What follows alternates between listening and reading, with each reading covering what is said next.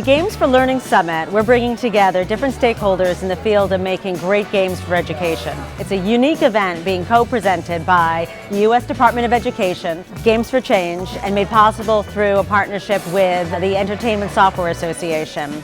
We're bringing together for the first time educators, game developers, policymakers, and we're all coming together to brainstorm about how we can make great games for use in the classroom and also how we can get those games into the classroom so that teachers can use them as part of their curriculum with their kids.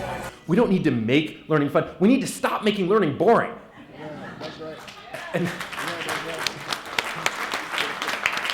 that is a key task that we all need to be thinking about. Games are a powerful level to transform learning in our country. If we get it right, doing homework or taking tests even will feel a lot more like this.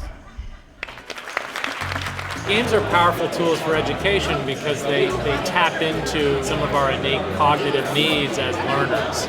Our need for learning, our need for mastery, our need to respond to adversity, challenges that we associate as game designers with twitch, response times, pattern recognition. All these things are innate in our capabilities as learners. With a video game, you have something that's as the child is interacting with it. They're participating on another level. They're not just trying to absorb information, they're playing it. You can't mention Minecraft to a kid and them not know about it. And when you look at their eyes just light up when they want to tell you about the worlds that they've created, and they're applying learning in ways that they haven't even learned in the classroom yet. So gaming has a big of an impact as we are open to seeing. What I want to do is take all of those pieces about what makes games awesome, and much bigger than just a digital way, but really think about how do we make an education system which lets kids be innovative, lets them fail and learn and get past it and tackle really hard challenges without worrying about falling through the cracks and worrying about just the test at the end of the day.